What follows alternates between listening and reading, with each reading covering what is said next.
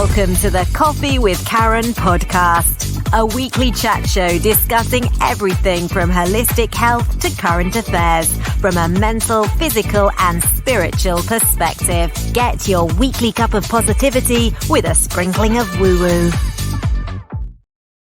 Awesome. Welcome to the show. Today's Thursday and this is going out on Mintwave Radio.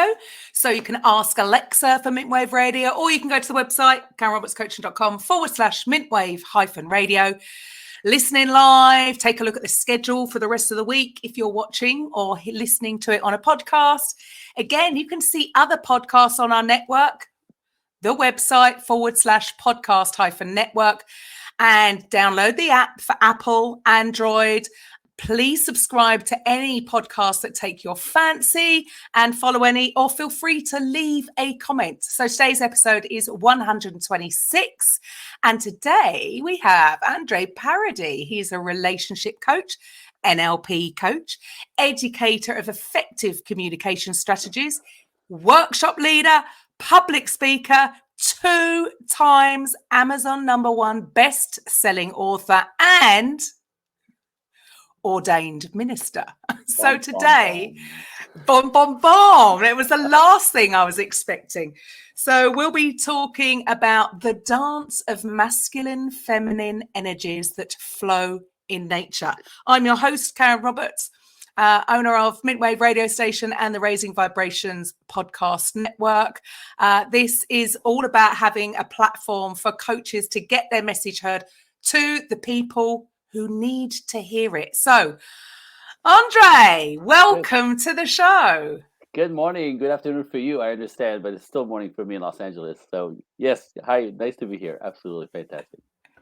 And you've got a fascinating story, so I'd love to really just start with that before we move on to the topic.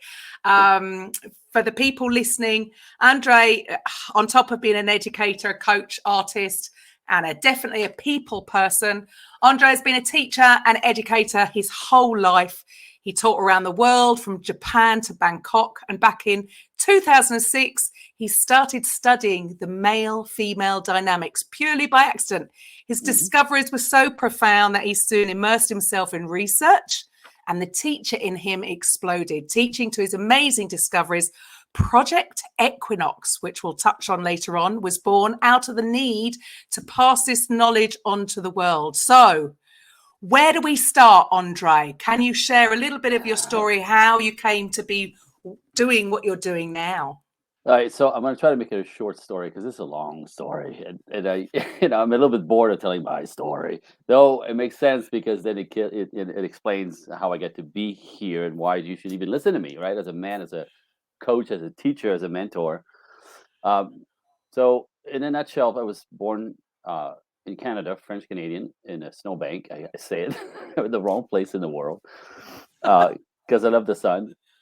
But a funny thing happened when I was 5 years old. I actually came to the conclusion when I put my thinking and my feelings together. At 5 years old, my consciousness could actually communicate feelings and thoughts. That I realized I was born in the wrong family. I don't know how that's possible. It was just weird. Like, these people didn't like me. I didn't like them. I was born in the wrong family. The stork had dropped me in the wrong place. I don't know. But this was quite terrifying as a 5-year-old. It was really weird and terrifying. So what happened to me is I kind of became externally vigilant in watching the world, just trying to understand how that's possible. Like, how is this possible? I have 4 siblings. There's 7 of us in the house. I don't exist. I'm transparent. I don't blend. What? So that became sort of my way of operating in the world. I started watching everyone, everything, just trying to sort of also protect myself in that, what's coming at me, right? Because I'm invisible in a lot of ways. So it is a whole safety anyway. So that became the way I looked at the world. I was always an observant, and I was watching people. So I became fascinated with the human condition because people are fascinating, and how somebody turned out this way and this way, and why me this way and this, and so carry my life this way, kind of isolated, alone. I watch, the kid is always outside of anything popular. I'm a watcher. I can't really blend in. I don't fit in anywhere. That they continued outside in school. But I went to a private high school when I was just about to turn 16, and we had such a PE program. Physical education was so fancy, private high school, that you could take ballroom for PE. And a beautiful young girl came up to me, which I didn't know she knew I existed because I was the invisible dude. Says, "Oh my God, you want to take take ballroom with me? We have to sign as a couple. I need a partner. I need a partner. You want to be my partner?" And I'm thinking, like, she's this big, cute little thing. I'm like, yeah, duh, right?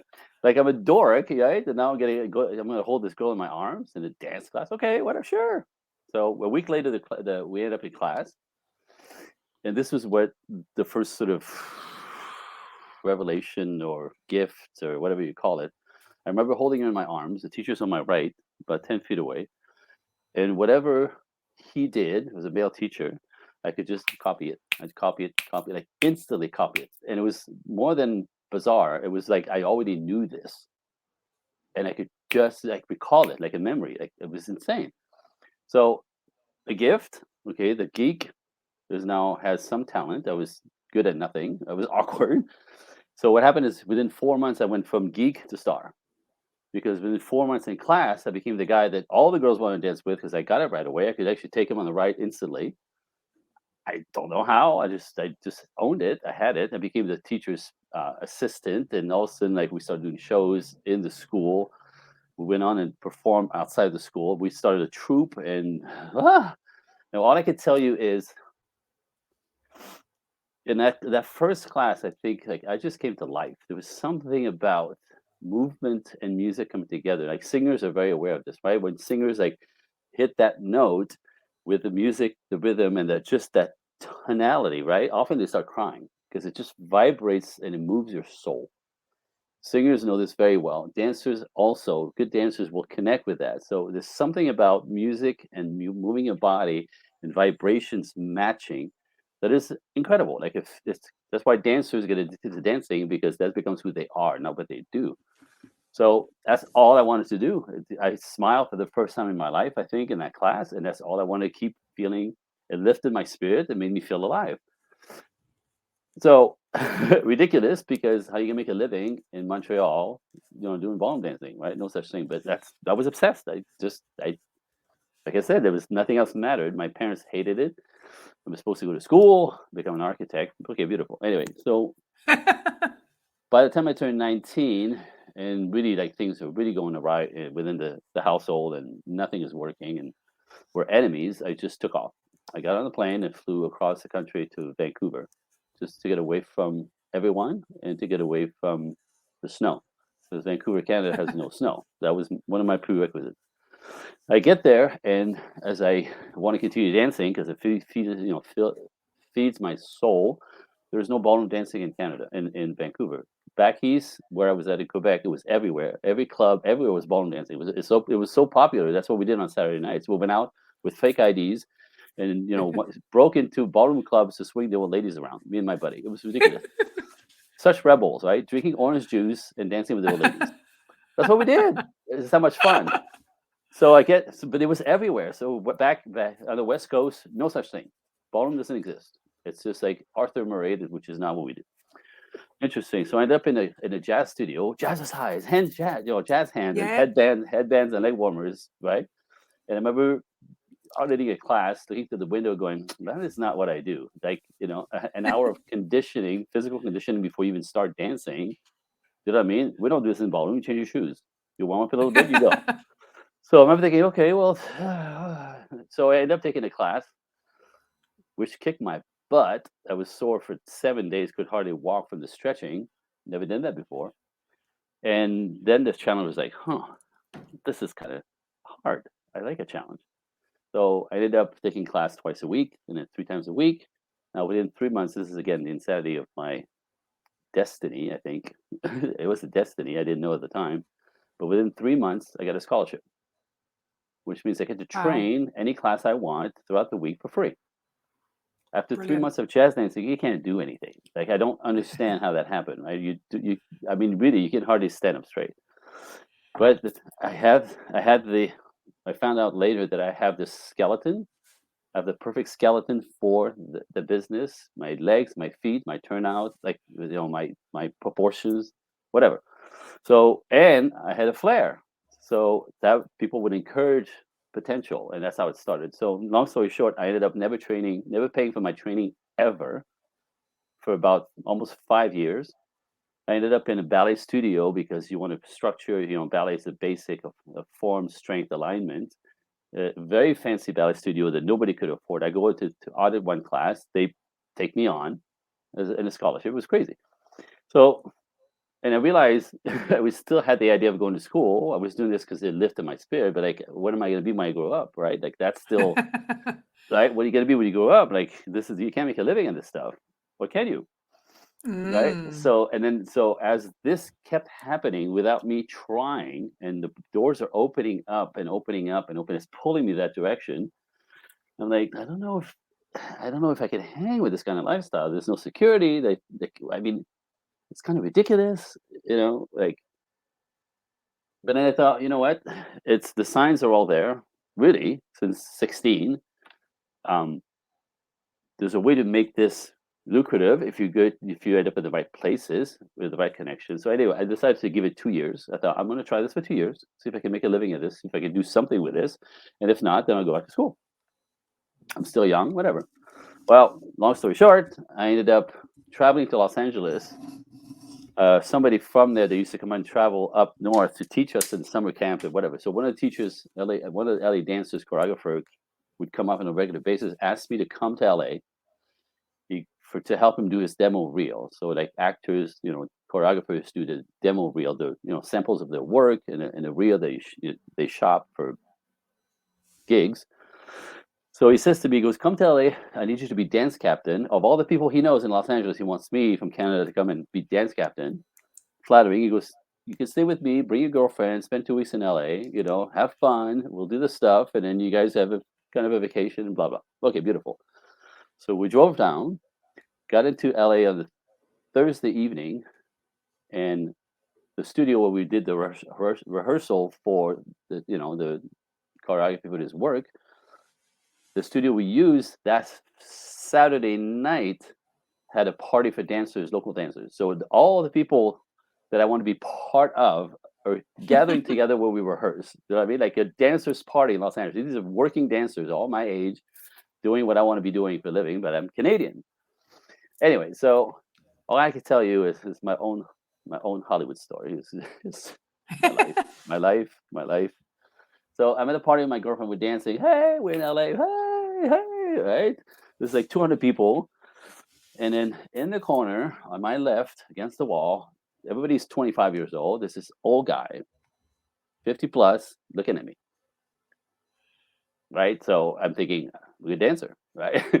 But what happened is, kept looking at me, and then I go, oh shit, we're in LA, right? Okay, I get it. So dancing with a girl, dude. But whatever. I mean, right? It took me a minute. I'm Canadian. I'm a little naive at the time. Like, okay, yeah, I got it. So anyway, and then my buddy who asked me to come down to LA now is talking to him, and they're clearly talking about me. I could see they're looking at me, right? Like, and I'm like, what the hell is he doing? Right? And then he waves me over. I'm like, are you kidding me? Now, back then it was still polite. Today I would flip him off, but like at 24 years old, 25 years old, like, like he's still kind of, anyway. So he's trying to introduce me to the old guy. I'm like, what is he doing? He knows me. Anyway, so he introduced me to Steve, and I got an attitude because I think I know something is happening here. So I turned my head as I shake his head. Yeah, nice to meet you, whatever.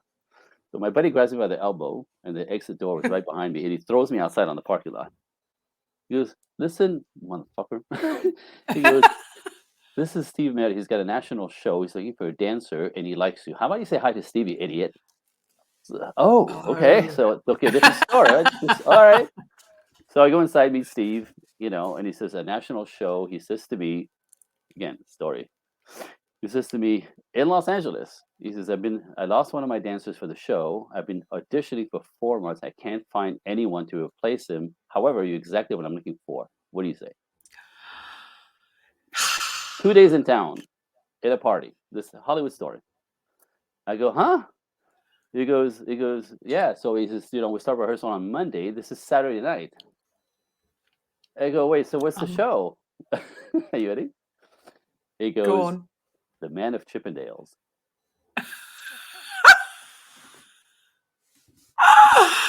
Wow. I'm like, Oh my goodness. okay. Well, so it's funny because dancers, like actors and actresses and people in the entertainment field that are legit, can be really snooty. And I'm guilty of that too at the time. Like, I'm like, I am no stripper. I'm a professionally, commercial jazz dancer. I've been training for, almost 10 years, blah, blah, blah. And he's like, Yep. okay, relax, relax. He goes, so how much money are you making being a commercial jazz trad?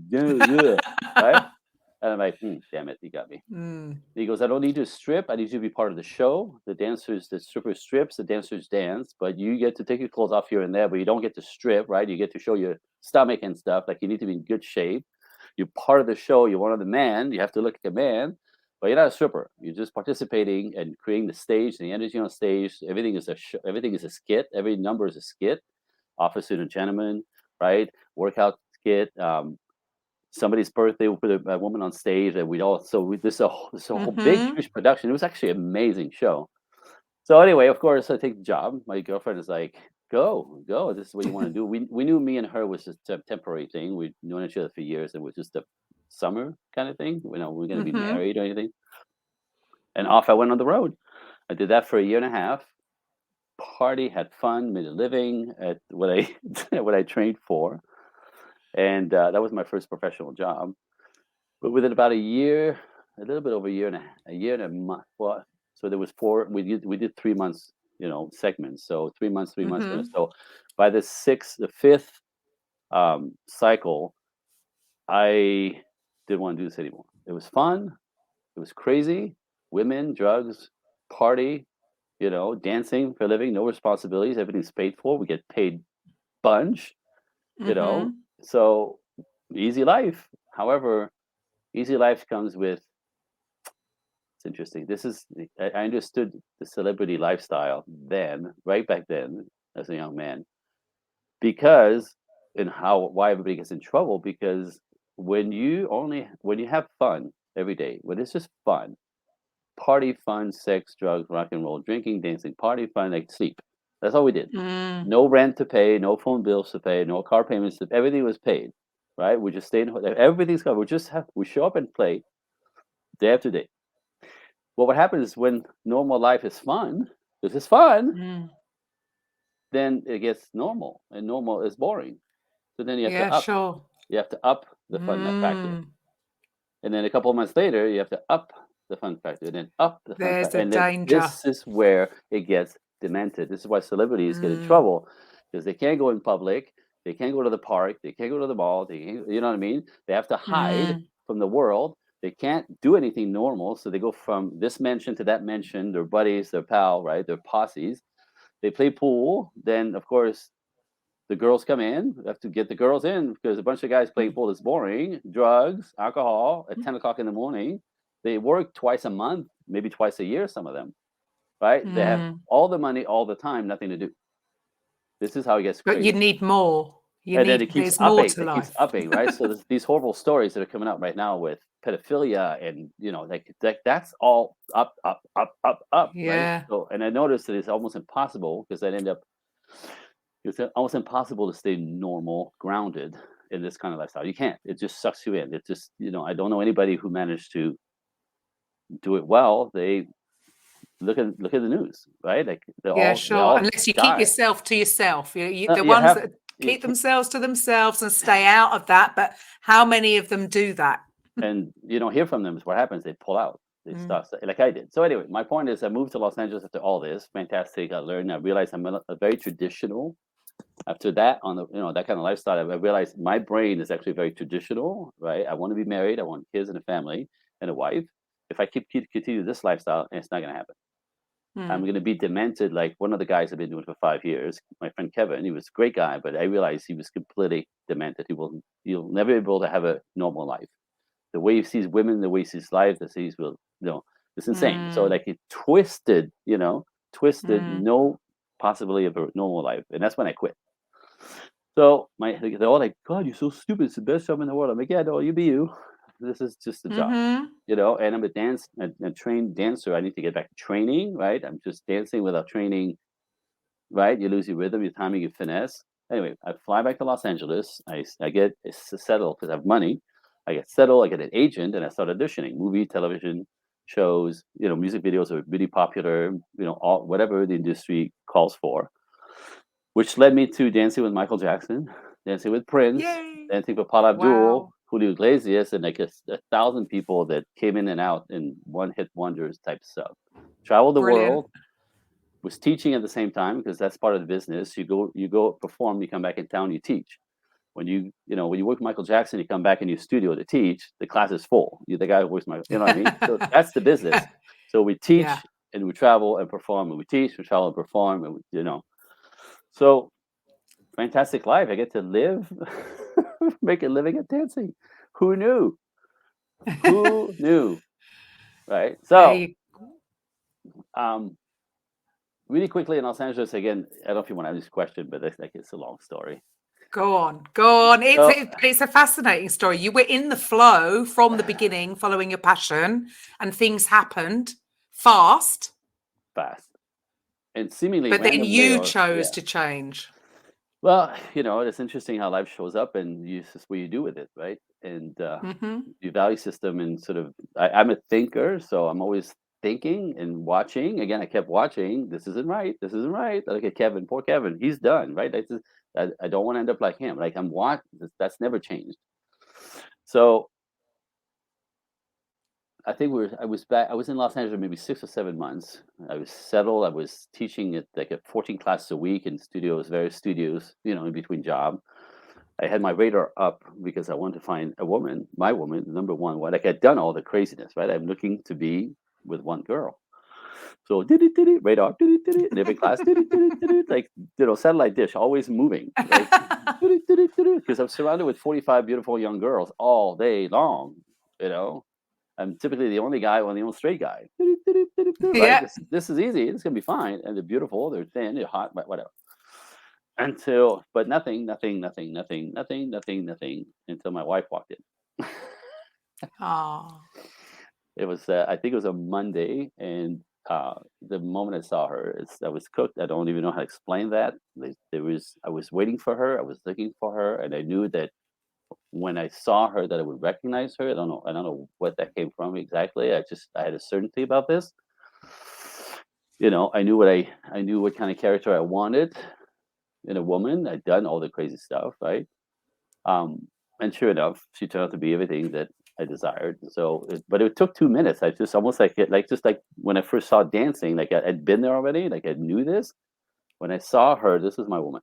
This, and with the work that I do now, men say this all the time. This is gonna be my wife. They see a girl the first time, like that's gonna be my wife. Like men know first. Our intuition about this is insane, and most people don't realize that. Men know first. She had no idea about it. But is that because you were intentional? You had this idea in your head. You knew what you were looking for. But it's more than that, because I didn't know her at all. She could have been insane, right? Like you don't know like she could be a complete nutcase, right? But you picked up on her energy. I just, and all I could tell you, it's not like I recognize her. It's not soulmate stuff. It's none of that. It was it was beyond us. That's the only way I can explain it. It was beyond us. This is my girl. That's all it was. Like there was certainty to this, and sure enough, we've been married for like 30 years now. We believe that. Oh, 2 kids. Wow. So within all this, she's looking around the corner, smiling now. See, it's lovely. It's lovely to hear. Well, come and say hello. You want to say hi, babe? Come and say hello, babe. Well, she's like, I don't have any makeup on. Oh, I'm sure she's stunning. She's a ballerina, by the way. So in the business as well, but different bracket of the business. So we ended up, getting married. And when we started a family, I've been traveling and doing this job for 15 years.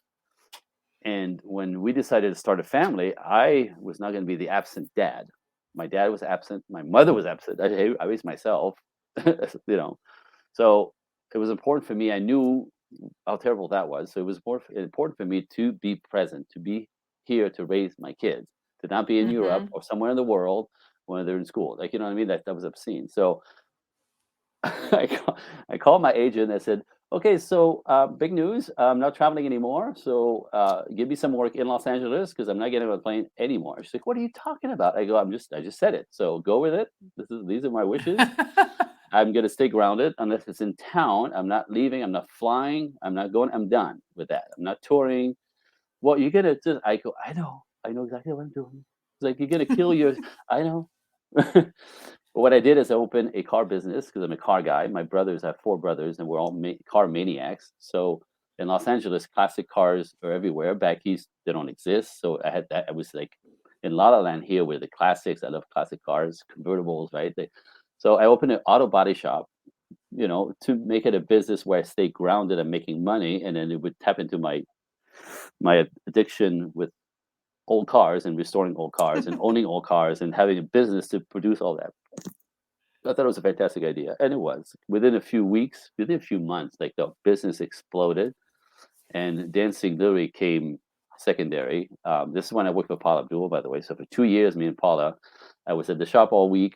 Friday afternoon, I'd fly to somewhere where we're teaching on the East Coast, teach the whole weekend, fly back Sunday night at 1 o'clock in the morning, land back at 8 o'clock. I'm at the shop. I did that for 2 years. Like I had like no. I mean, that's all. It was great. It was great, but after a while, like it was crazy. I mean, I remember 1 month I went 27 days without a day off. At the Oh my shop, goodness. on the road, at the shop, on the road, 3 weekends in a row. Like I'd never like it's just no day, you know what I mean? And then it became like this is silly. What am I Trying to hanging do on to? too much. Be Well, a dad to your kids and just do everything. absolutely. Now the kids were little at the time, so I ended up letting go of all of that because as much as I traveled the world to get paid, now people come to me at my office to give me money. I like this. This is a nice thing. But get this, I had set up where the business was 6 minutes from my house and the school was 2 blocks away. So both me and Perfect. my wife, both of us, with every recital, every parade, every Christmas parade, every whatever was going on in school, 10 o'clock in the morning, I'm in the audience, and with my wife. There's always 2 of Hmm. us. Be there for the kids. We're present. That was super important to me. But I had to set up my life for that, which is what I did. Change business. Anyway, phase 2 of my life. So again, intentional. You were intentional. There's a pattern with you. Everything you're doing is very specific, very intentional, and everything is coming in alignment. Yeah, and because I'm an entrepreneur by nature, seemingly, that I am aware this is all on me, and I design the way I want it. I'm in charge. I'm the boss. I do it. Mm. Right. So I design my life because it was always on me. You know what I mean? Like being in Mm. showbiz is you're an entrepreneur. You're selling yourself all the time. Like you have to. So your own business, right? My own man. Always, I'm the boss. Always, but nobody tells me what to do. You know what I mean? So that sort of mentality continues. So I'm gonna design my life the way I want it. That was it.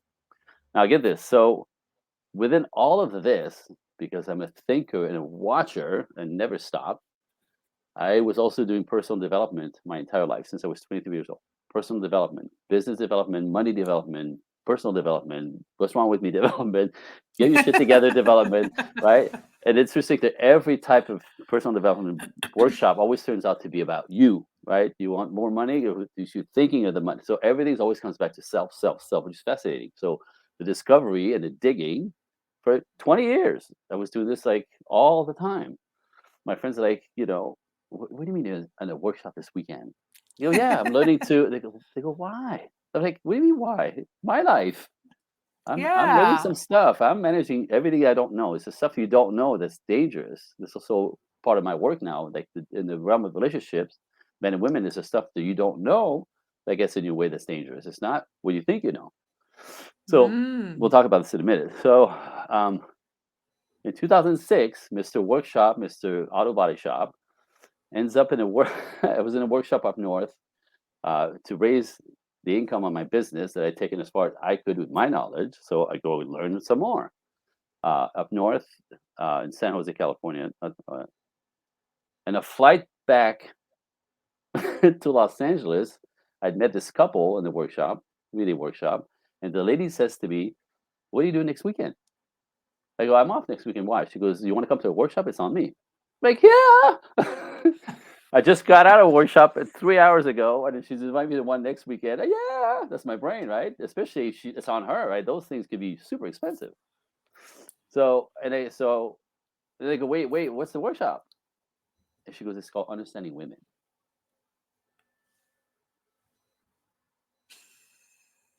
Really? Now you have to understand, without arrogance, because I think my artistic ways, I always attracted women like my wife. Very sweet, very loving, easygoing, women. Like I never did the trauma, the screaming and the madness. That's how my friends are ever. So I thought it was me. I thought I was something. I thought it was me, right? Not knowing. I couldn't explain it to you, but I thought I got this. Like we're gonna teach me, right? Well, yeah. What do I need to know? I've got it all I'm serious. sorted. I got It's in the this. bag. This is always easy for me. Anyway, so I went because I said I was going to go. I'm a man of my word.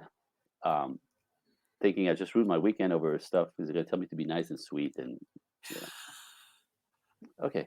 Anyway, so I walked in there. There's a big hotel by the airport, and walked in a room with 400 people present. And I remember thinking, this is when I go, oh, okay, not cute. Something's going on here. Like you could feel it. I'll explain that. You could feel there's something here. Right. Sat down, kind of just, okay, go ahead. Right? Yeah. The workshop leaders started. And at the end of the workshop, my brain was all over the walls. My brain exploded. I seriously realized in that workshop that I knew nothing about women. But what was dangerous for me, upsetting, is that means I knew nothing about my wife. And I realized that why do women take things personal, and how that's all wired in, that we don't understand because we don't do this, and the misunderstanding, the hurt feelings, the things that and how many times did I say that's not about you? Why are you taking it personally? I know it is. I can feel it. Like what? No, like what? You're a little crazy right now. Like all this stuff that couldn't grasp on and understand, explained. I'm like, right. Holy crap! Now you have to understand, we're together. Quite a few years. I have a baby and a toddler, maybe a little old, 2 or 3 year old. I think everything's fine. We're not looking for this stuff. However, I realized, it's not knowing. I talked about this just earlier. Is what I don't know that's dangerous, and not knowing how she functions, how she takes things personally. Why? How do I need to communicate differently that she doesn't make assumption about my action or my lack of action, my words or my lack of words, because that's what happens to the feminine, right? That this is dangerous for a relationship long term. Like I'm not going to be a liability, or I'm not going to be a statistic because I didn't know. You know what I mean? That's my brain. Right. Like I'm not going to be all my brothers and sisters are married, divorced twice and 3 times, and one is on 4 now. Like I'm not doing this. I have my baby girl. I have my kids. I have the life that I want. I'm not going to fail at this because she is taking things that I don't mean to say all that stuff, the misunderstanding, right? And the so that's how it started. So 2006 ended up jumping into the company's entire curriculum. I took all their workshops, all of them, and then I started assisting all their workshops to be exposed to the work again. And then, of course, I'm a teacher, so a year later, I'm a workshop leader for them. Like just natural jump, because I was just delighting in the stuff that I found out, the details, the finesse. Oh my God, there was so much to learn, so much to learn. And that's how it all started. So I ended up traveling. I didn't stay with that company, too much politics, but I ended up like studying with other masters, John Gray, Mars and Venus, Shanti Felhan in the South, Love and Respect, Dr. Esther Perel in New York City, right? Now she's famous. At the time she wasn't. Dr. Pat Allen. So I have like 5 masters in the field of relationships in different angles: anthropology, psychology, chemistry, right? You can like the whole cocktail comes together under an umbrella of woof. So I think my material, without arrogance, is untouchable. This is why I said to you, you can't corner me. Ask me a question, I can answer it. Whichever angle it is, right? With the human behavior and the dance of relationships. That's how I got to be here. Hello. I mean, it is just absolutely fascinating. But you're obviously, whatever you do, whatever you find that you're passionate about, you're just soaking it up like a sponge and you want to know more and you're going in deeper. So, like you say, what you've said there, there's different teachers, different masters teaching the different parts of it. And you're like, I want to know it all. And that's really my brain. Like, I'm a curious human being. I'm curious about everything, everyone, all, like everything. If you have something that you know that's amazing, I want to know it. So even if I don't ever have to use it, that's just my. So that's sort of Yeah. my default But system. awareness is the thing. So like you say, there's going to, so many people are just going through their lives, living their lives in a relationship, totally unaware. Yep. And then there's conflict, they're Chaos. attacking each other because they don't understand each other's point of view or how they're seeing things. Absolutely. And so then you're coming in and giving them the knowledge to be aware to make changes then. Really, and really understand the other side, because what I see this, it's funny. 10 years ago, the problem with men and women was always like, why does she take everything personally? Why is she so sensitive? She needs to stop, right? Like she makes everything about her. I know you laugh because it's impossible, right? Tell a woman to stop, she'll punch you. Like, like some might try to deny a woman her feelings. Right? She's upset. She's upset. And you go, why does that upset you? She'll want to kill you because you're literally rejecting her as she is in that moment. Men don't know this, right? Because we're our brains are compartmentalized. I have a hard time with Yeah. it. For me. Well, you want to fix things. So men want to fix No, we things, have and sometimes women. Our brains are in compartments for men. So what we do is, like, when something bothers us, you put it away in a box in your head. So don't let that bother you. My father could die, and it's very upsetting to me, but I had to keep working because I had to feed my kids and pay my mortgage. Okay, put that box away, and I don't think about it. I go work, right? It's a survival instinct from cave era, caveman, cavewoman. Like the hunter, in order to survive, has to not let things bother him. Where the gatherer, everything comes at her. Everything makes her feel good in bed, right? So that basic understanding is important. So back in the days, 10 years ago, it was all about men understanding women, women understanding men. Like the hunter not understanding the gatherer and what motivates each, and just making each other wrong for this. Okay, so that's easy to teach, right? When you go back to instinct and survival and anthropology, it's very easy to explain. And then you can make peace with, oh, that's why he does this. That's why he's, that's why she says she needs so very little. Oh, right, because she'll make meanings out of it, one way or the other. So close the gap, dude. Talk to her. Talk to her. Stop with the stoicism. She needs connection and conversation, and she doesn't understand your actions, your words, or your lack of actions and words. Anyway, so that's one angle.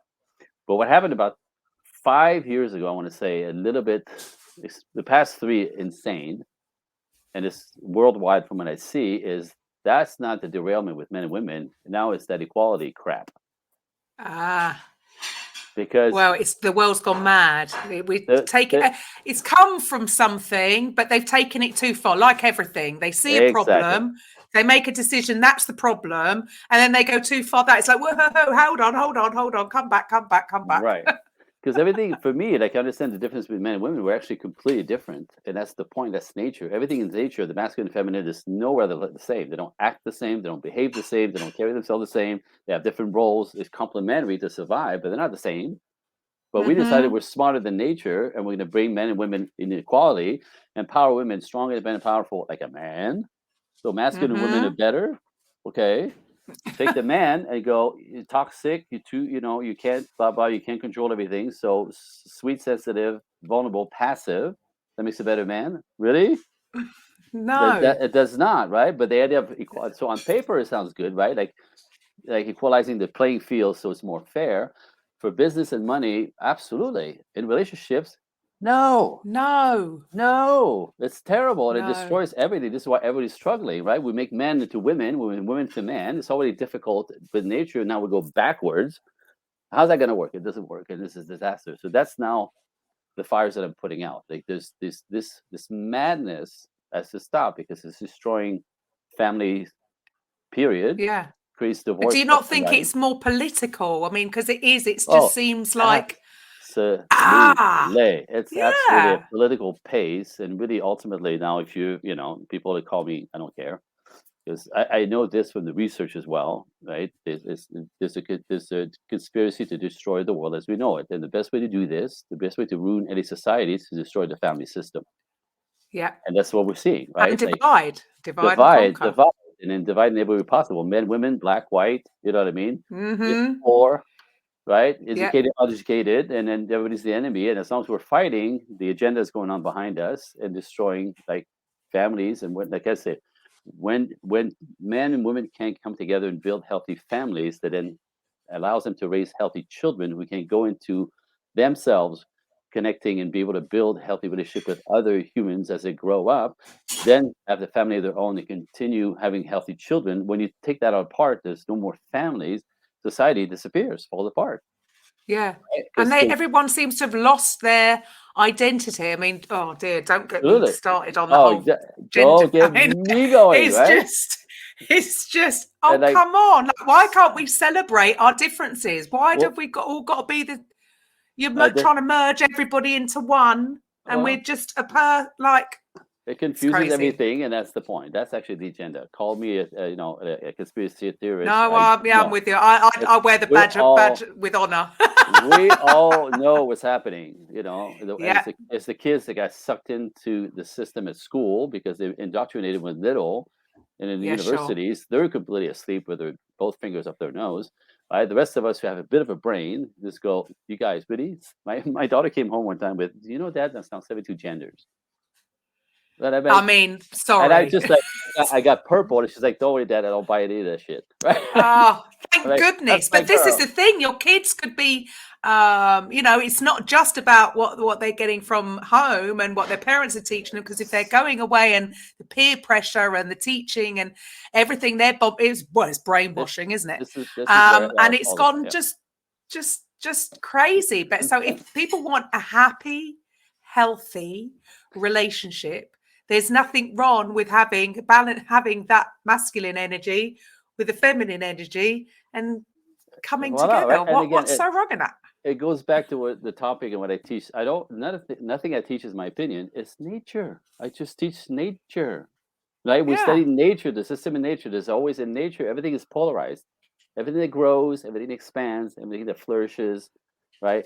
Everything that multiplies is polarized, masculine, feminine, positive, negative, yin, yang, black, white. You can't have one without the other, right? Up, down, left, right. It's all the same. So everything in nature is polarized, but everything that's living is polarized. Nowhere in nature does a male look or act like the female of the species.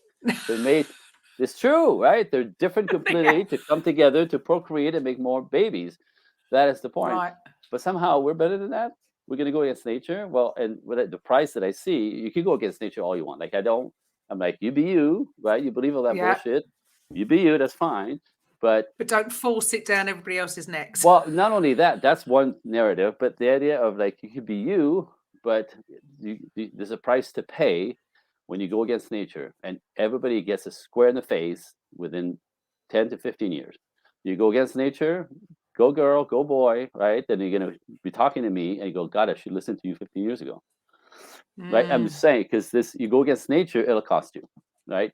Men are lonely, women are lonely, nobody's getting along. Single family systems where the kids suffer, and the kids without a father, we know the numbers are terrible. 90% of the men in jail comes from single family homes.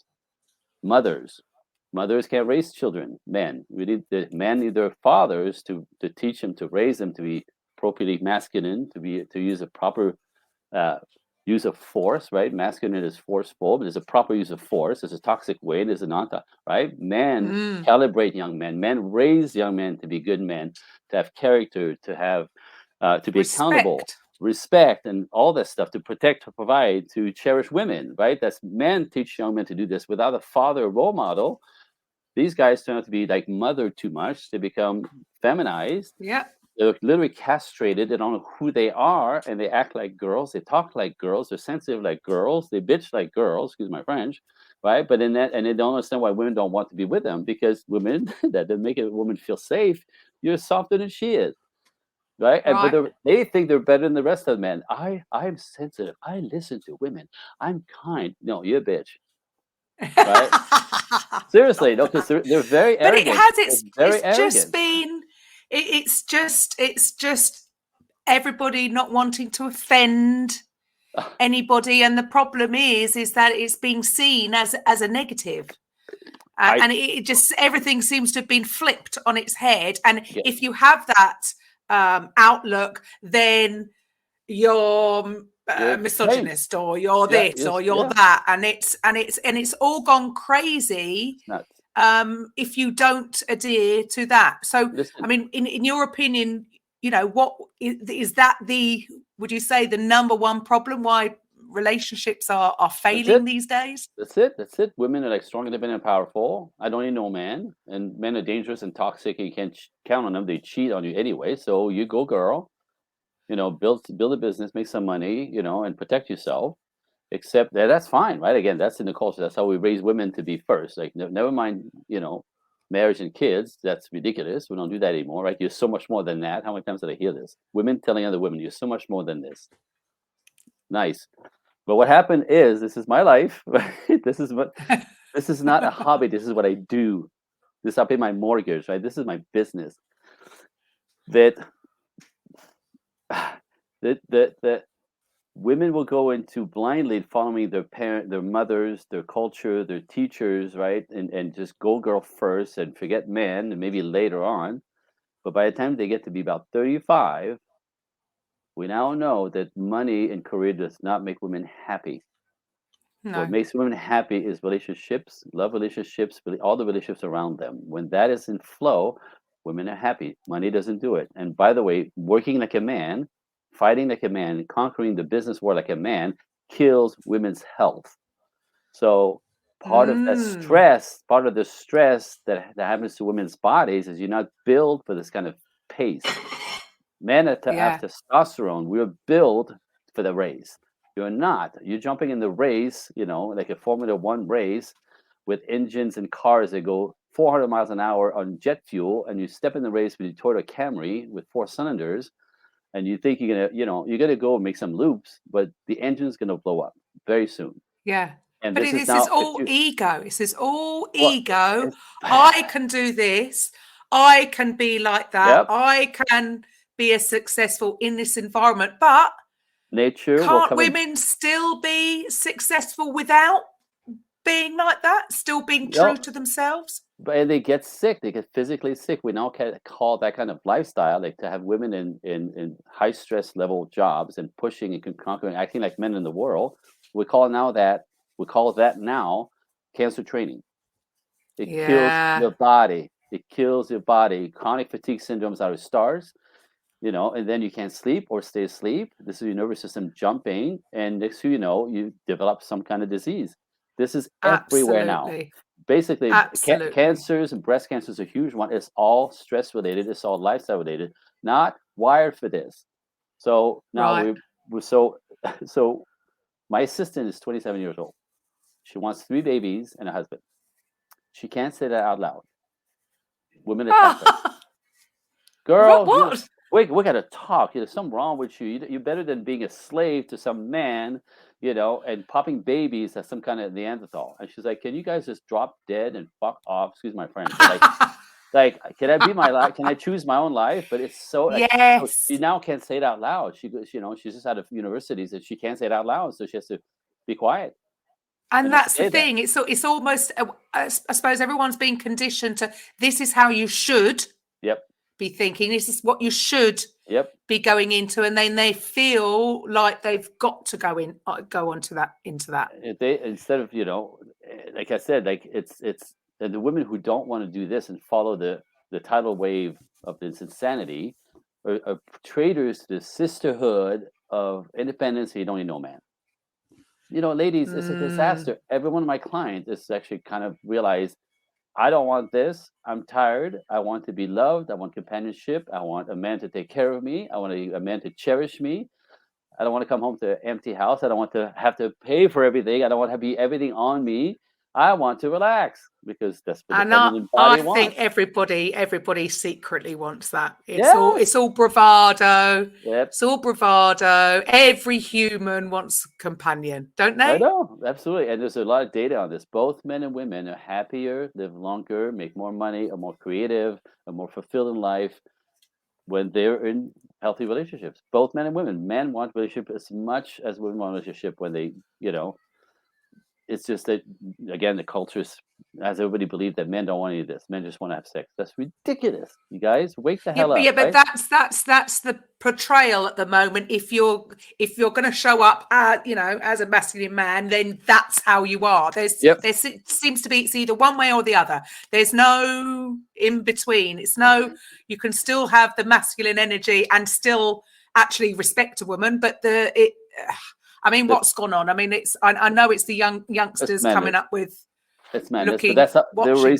they're raised in school that way. It's just every social media, on every platform, in every movie. Yeah, social media. It's ridiculous. Social media and porn and too much this and too much that. All And of it. they've got a distorted view of women, and then a distorted a view of how a man should be and how they should be with a woman. All of it. So what's not popular now is everything that was classic, standard, and normal is now stupid and old-fashioned, and everything that's weird, bizarre, makes no sense, anti-nature is now the right thing to be. Okay, let's see where that goes. Crazy. Let's see where that crazy. takes us. And how is that working? Yeah. Are you happy? And this is what happens. My clients, right, mostly women, get it. Like they've done the go girl shit. They've done the don't even know man shit. They've done the business stuff. They're tired. Some of them are stopped by their bodies. They can't work like this anymore. They can't sleep. Right. So one thing I say in this factual that women have proven they can do anything. You've proven it. You've been proven this in the mid-60s. You can do everything except sleep. But do you want to? Except sleep. Because you can't. That lifestyle with that. This is where your nervous system is jumpy. You can't sleep or stay asleep anymore. And if you sleep 10 hours because you take some sleeping pills, you wake up and you're still not refreshed. It's called burnout syndrome. It's all over the place, everywhere. Pay attention. But nobody wants to talk about this. When I said that to my assistant, who's also works really, really hard, she's like, I don't like that. That's how come I can't be like a man? How come I don't like that. I go, well, blame God. Like that's nature. Yeah. You're not built for that. It's the way. You could hate it. Who wants stress? But I mean, even the men working too much, stress is not doing their health either any good. And so women, and that makes a lot of sense that women are going to be suffering a lot more. Don't feel like you've got to keep up. So for you with your program, so we talked about it right at the beginning. Explain to the listeners, what is it you do and what is it you offer and how do you get people from point A to point B? Well, it's very interesting. The people that come at me are people that I call ego dystonic.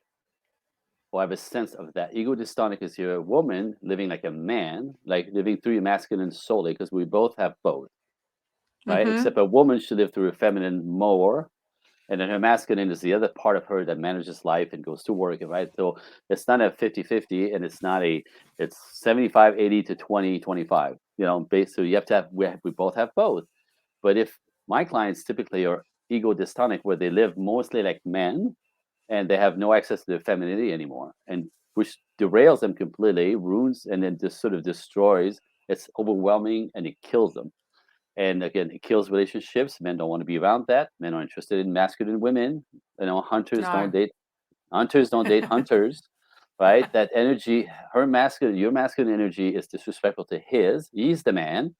Nature again, he wants nothing to do with masculine women. So masculine women end up with what I call boys. These are the soft ones that we create on the other side, who don't want to work, who don't want to take care of her, who don't want to marry her, who don't want to make babies, who don't want to pay anything, who move into her house and drive her car and borrow money. They say they're going to pay it back, never do, right? Those are boys. Those are the toxic ones, not men. So that's what's happening, right? So my clients are masculinized, typically per life settings, right? No daddy, bad daddy, alcoholic daddy. There's always trauma in childhood. So we start there. We have to go into where the wheels came off for you to be so masculine, and how come you lost complete touch with your feminine identity. And even with the ones that are feminine at their core, who have been knocked out of this, they can't find men. They can't sustain relationships. They attract the wrong type, boys and men. But the men who do everything, men who want to provide, protect, cherish, and give to women, want nothing to do with them because they're masculine. So we start Mm. with that, cleaning up your baggage. We have to clean you up your baggage. I can't get you in a healthy relationship till we clean up your crap. That's essential. So we have to start there. What happened to you as a child? Where did you have was your father around to make you feel safe? If not, you end up having to provide your own safety and man up as a 5, 6, 7-year-old. And there goes your life. Not your fault, but we understand what Mm-hmm. happened. Oh, and it's fixable because it's fixable. Because we could do with training, with a little awareness, recultivate your femininity so you can step back into your essence and then actually live like a woman, be happy like a woman, be connected like a woman, be warm, radiant like a woman, bring joy and life and inspiration to the masculine because that's what the feminine does. So back into your essence, and all of a sudden men show up. It's magical. Right. But this is So all coming from fear, isn't it? It's all coming from it's- women are thinking that they've got to deal with everything yep, themselves because they can't count on a man. right. But So that comes it's from down to them. yes, and it starts in childhood. It's either no daddy, Mm. bad daddy, alcohol body, single mother, right? And mom teaching you don't need no man, be careful, make some business. You can't count them, you can't trust them. There's plenty of Mm. proof of that everywhere. But the people that are screaming the loudest, 15% of broken women, are polluting the sound waves for everyone. And so after a while, yeah, everybody's had issues with men. It doesn't mean Yeah. that That the we're all next bad. one is going to either. Hello, right? Yeah. That's not the belief that pays, right? But that's So always the way. It's the ones that speak the loudest and make all the noise. So complain about people, yeah, everything, and it happens in all yeah, areas as well. absolutely, absolutely. So what it creates is complete, chaos, and women can't trust, can't be vulnerable, can't let go per their childhood and the system in place. You can't trust men; they're toxic. You don't need man until they need man, and they realize 35 to 40. For all my clients, I'm Oh, sick of well, I'm this. 51. I'm single. Well, I'm not Right, 51 yet. Actually, I'm right, 50. I'm 50. I'm beautiful. back single. Yeah, but I mean, like, and I've had my clients that just like when they understand when we take off the trauma, then we kind of rehabilitate them. Is that the way I won't put it? But I bring you back into your body. To be masculine is to be in your brain and in your head. To be feminine is to be in your body and in your heart. Masculine women live up here. That's why they're confused. That's why they talk so fast. That's why they're busy. That's why they're anxious.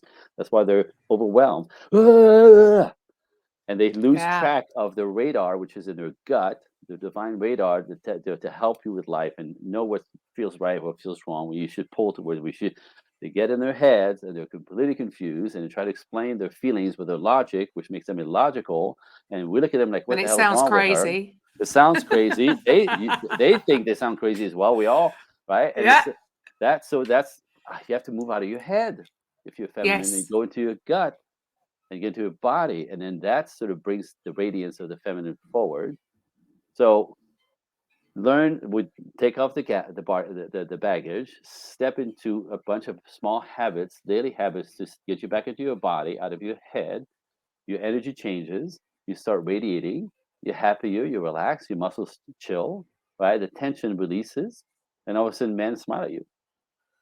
And women, the Mm. cashier is like, "Hi, how are you today?" Like everybody becomes like the feminine energy is magnetic and warming, and it's inspiring and uplifting. So it affects everyone, especially men. But if you practice putting that forward, you will see your life and your reality completely change. Men start smiling and pay attention. Real men, not boys. Different story. You're changing the energy. You change what you attract just energetically. Women are nicer to you. Children smile, dogs come sniffing. Like feminine energy is magnetic. It's insane the power of that. That's really your superpower, not your balls. No one cares about your balls. No one cares about your balls, especially not men, right? You're irritating. You're super irritating. You go, girl, get the hell out of here. You know?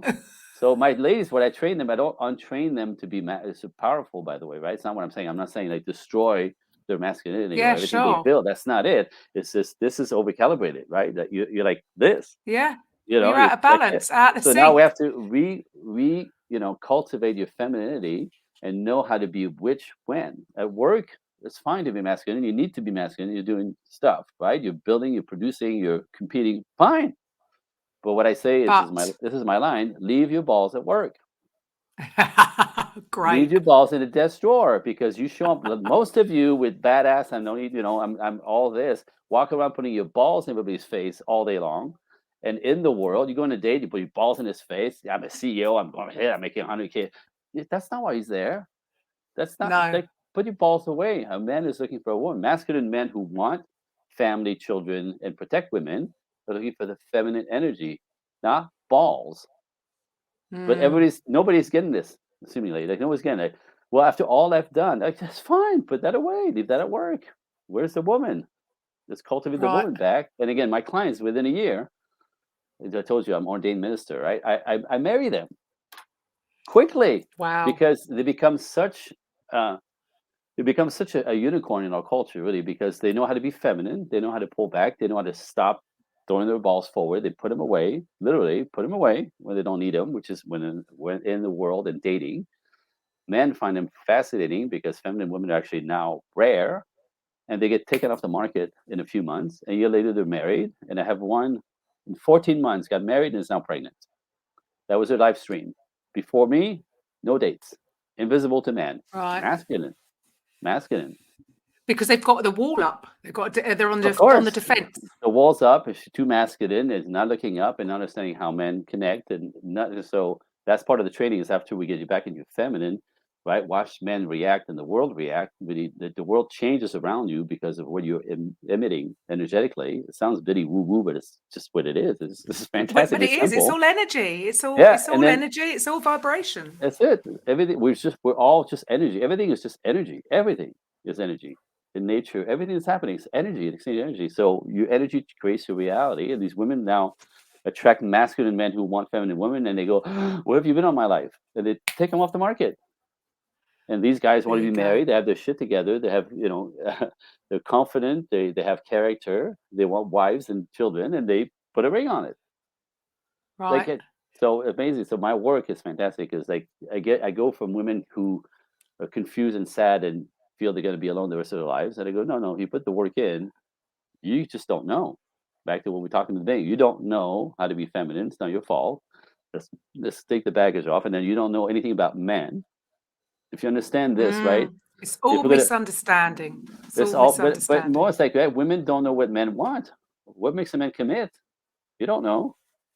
Now, men can't explain it. By the way, men are just reactive. Men respond to women like you're yes or you're no. Why? I don't know. She bugs me. Like they go on a date. They go on a date. How'd it go? Oh, she was lovely, but what? She's just something off about her. She was irritating, or she kept asking questions. She never stopped talking. I couldn't put a word in. Like she was beautiful, but they're always the same thing. But, because the man is there for a purpose on a date. He was going to spend money. He wants to find out who you are. If you don't let him, it's irritating.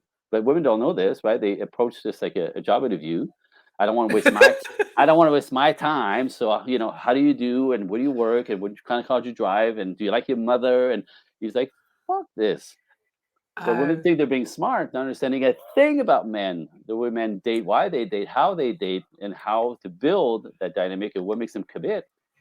And men, like I said, men are responsive. They don't really can explain it. They're just like, you're yes or no. That's it. Yeah, I know. Yeah, I know. mm. She was cool for a while, right? But I don't want to be around her anymore. Dated her for 3 months, 4 months, 6 months, right? She doesn't get me. She's trying to correct me. She's trying to change me, right? The ultimate Mm. disrespect. See ya. Find somebody else who will match what you want, because obviously that's not me. And men walk away. And women create that story over and over again. Well, it sounds like we're trying to put that. That's what we think that they've got to go through, because there's a defense. And I Yep. suppose anything that we do, if we go at it from a state of fear, it ain't gonna work out It's just at all. ever, because now you have an agenda. Your agenda is, we'll get this again. Yeah. This is psychology 101. This is one of the basic things. As human beings, we think that we make choices. You know what I mean? You choose to do whatever you choose, right? You choose the man, you choose the job, right? Because of our past and the imprinting years between 5 and 11 years old, when we make decisions about the world, ourselves, people, and life, right? If you believe that you're not good enough, if you believe that, no one cares for you, or the world is dangerous, or men are dangerous, or whatever belief system that you even forgot about is in your subconscious is now driving the show. Those are the lens Yeah. through which you see the world. So we don't, I'm going to say this, we think we make choices. We don't. We're completely asleep to our subconscious that's driving 90% of our lives. Absolutely. We don't do what we want. We recreate what we know.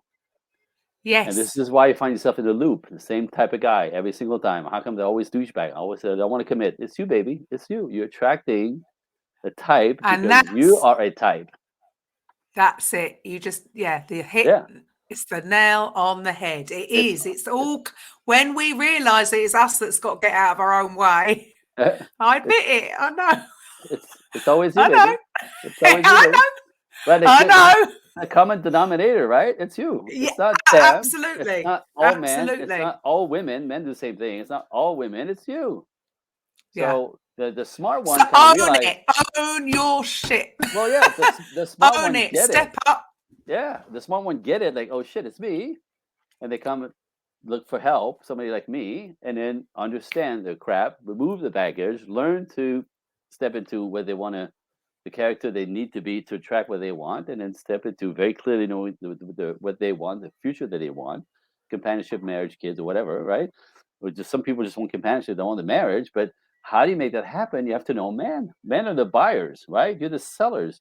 You have to know what the buyer is looking for because you're trying to sell him your shit. He doesn't want your shit. It's like he wants the way he wants it, right? Like women, like I'm all that, and he's got to meet me up here. Get the hell out of here. That's not how it works. And they're like, get away from me. But like, meet you up here. What the hell does that mean? Right? Like It's just you. It sounds like from what you're ego. saying, it's just Ego. you. Yeah, all ego. Well, it's all ego. All ego. And he needs to make like you say, we need to go into our heart. We all need to go into our hearts and just be us, and not be. Exactly. Again, it's the defense. Look, I know I've had defense up. I've had walls up. I've had piss off written on my forehead. Yep. I'm not ready. Yeah, no, I mean, we read that right away, right? 3 seconds. Yeah. Oh, I know. Totally. 3 seconds, men pick it up. Totally. Not available. Totally. Yes. Don't Switch. even try. Don't even try. Don't look over here. Not interested. Got it. And then they go, how come nobody pays attention? Nobody's checking me out. I go on one date, it doesn't call me back. What's wrong with me? Unavailable. Yes. Broken, bad attitude, shit attitude, don't need no man. Okay, you got it. You win. Yeah. There you go. You get what? Be careful what you wish for. That's what you think, right? What you freaking got going on in here is what creates your reality, not the world. Right. Well, we could do this. Thank you for that. Well, I've learned a lot there as well. I mean, I knew it about myself anyway. But it's fixable. So for people, it's all fixable, all solvable. Absolutely. So for listeners out there, how do they find you? How do they get in touch? Okay, so let me put it this way. I have a gift for you listeners. That's okay. I have a gift. Cool. Is that cool? So yeah, typically people who listen to podcasts are two types. There are people who are looking for information, and the people who want to work, they want to get results, typically. So I'm going to give you my email for your listeners to email me. So if you go to ANDRÉ Coaching, the number 1 at Gmail, and if you want more information, just put in the subject, Irresistible Book. And I want to send you on me, people purchase it, but I will gift it to your listeners. It's a book that I wrote called 5 Feminine Qualities High Value Men Find Absolutely Irresistible. Beautiful stuff for free. So gift number 1 for people who want more information. If you want to step in, if you want to know more, if you're curious about something I said and you want to talk to me about it, and you're a little bit more brave, ANDRÉ Coaching 1 at Gmail, and then topic, just write talk now. And what I'll do is I'll send you a link to my calendar, and I'll set up a Zoom call, like this call right now, Zoom call, and we'll take an hour to talk about what's your challenge, where you're stuck, what's not happening, the loop. You just heard me talk about the loop, right? Like you start feeling desperate that this is the rest of your life. It is, if you don't do something about it. So where's the loop, where the wheels come off? In 10 minutes, I'm really good at this. In 10 minutes, I'll be able to pinpoint where in your childhood that happened. Then you realize there's something wrong with you. It's just your result of your past. So we know what happened. There's nothing wrong with you. You're not broken. This is just like what happened. So from now, this place today, now that we could fix this, what is the dream, right? What is the dream? What is the dream? What is it you want, right? So then I discuss just different ways to work with me, small, medium, large, extra large, into stepping into the work and doing your work, stuff that I do. So that's my offer. Either's are great. One is more active. The other one is more stepping in, dipping your toes in. But I encourage anybody to really, get brave. And this is who I am. Like, I'm not scary. A lot of people are like, this is really scary to get on a phone call with a guy. Like, no, this is who I am. This is actually going to be very informative.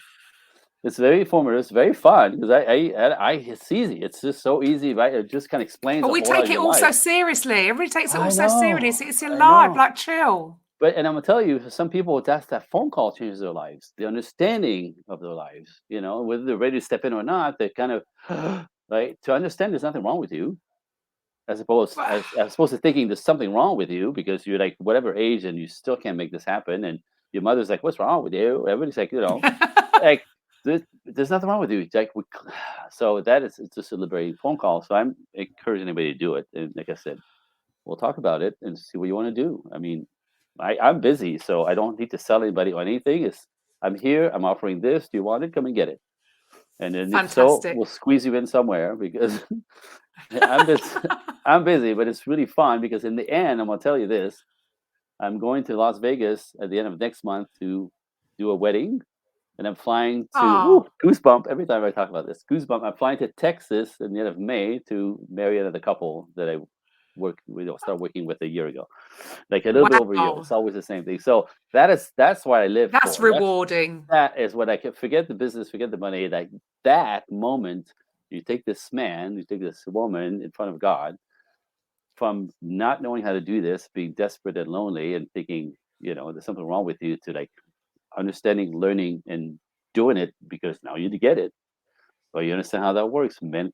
I mean, this is still greatest honor. Like it's beyond just a ceremony. It's the biggest honor for me to be the guy in front of their family to put them together. It's just I can imagine. I'll fly anywhere to do you're thinking it.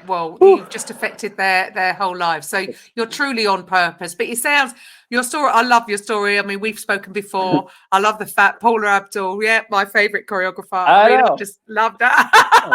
I love that girl too.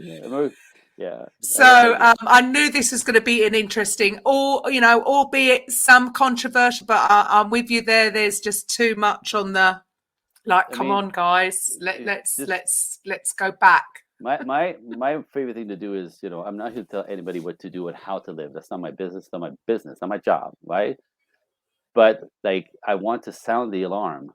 Like, forget the culture. Yeah. Where are we going? Where are we heading? Well, as a person, as a woman, as a man, like, forget the culture. Forget your freaking school, teachers who like completely try to destroy everything that makes sense. That is normal. Forget all that crap. What do you want? Do you want to build a relationship or not? Right? Do you want family and kids? Well, step into that as opposed to ignoring it, thinking maybe it'll fall on you one day. It won't. A relationship is like getting a job. You have to go and audition, right? You have to step in and apply and find out it. So there's a process of you need to spend some time to fine tune the person you want to be with. It means you have to date. That's how you find out character in people, right? Being face to face, talking to them, and then figure out what works for you, what doesn't work for you, right? On both sides. But I sound the alarm, like, if you want to build something permanent with somebody, you got to learn, and do not let anybody tell you that you're crazy for wanting to be a mother or a wife, right, or a husband who's traditional. Okay, this is my last bit, and I'll let you go. Are you ready? So this is the worst thing that I see. This is the stupidest thing, if I may put it this way, that I see. That, when we give women the choice, the choice for everything in the, with the feminist movement, right? The feminist movement was always about giving women choice, right? Not only a wife or a mother, but you could be in the workforce. Choice. If you want. Yeah. Beautiful. So it started like this. It was started with a really good idea, except that transfer, feminists 2 and 3, went too far. So now it's not even about choice for women. There's no more choice for women. You have to go to work, period. Otherwise, you're less of a woman. ladies at school, when my kids were little at school, the ladies who stayed at home mom could not say that out loud either. They were strangers to well, the many sisterhood. can't even afford to do it now, so they forced change. But the women who could afford it couldn't say it out loud. The women hated them, right? Like they were lazy and less than a woman because you're just like counting on, get the hell out of here, right? I have 3 kids to take care of. Get the hell out of here, right? So there's that kind of conditioning of, if you want to be a mother, if you want to be a wife, go do it. Forget your culture, forget the belief, forget the tidal wave of crap that's out there. Men are looking traditional men. So as much as women had choices, men never had a choice. It never changed for men. A man has to go to work, has to build his character, has to build his confidence, has to build something, has to be valued to society, to culture somehow, to be respected by both men and women. So man's role has never changed. Women still expect men to be traditional, to provide, to protect, to give, to cherish, right? This is still to say nothing has changed for men. We still have to pull up and do it. But women want traditional men, but now in our culture, we teach women, and women don't want to be traditional women. And they don't understand why men don't want them. It's just all got, and like you say, all these things start maybe with a good intention. It was a good idea at the time. There was a good, but it like we said right at the beginning, it's just gone too far. Right. Let's come back a bit. Right. And like I said, awesome. And I'm going to say this really simply: if you want a traditional man, which is what traditional men do, everything right, build, provide, protect, give, cherish, build a castle and a kingdom to put a queen in, and put his arm around the entire kingdom with everybody he loves. That's his kingdom. Traditional men want traditional women. You want a traditional man? You got to become a traditional woman. Forget your culture. Forget go girl. Right, to a point, you can do it all in pieces. It's part of the work that I do. It's not about not being a professional woman. It's about doing it in different steps that they teach balance. You.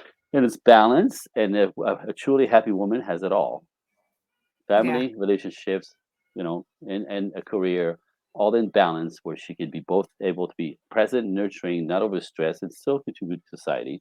My wife's life is that, So it's doable, and it's a lot more fulfilling, and it allows families to grow. So you can have it all. You can have it all, not the way they teach you. Not the way they teach you out there. That's what I'm going to say. There's a way to do it.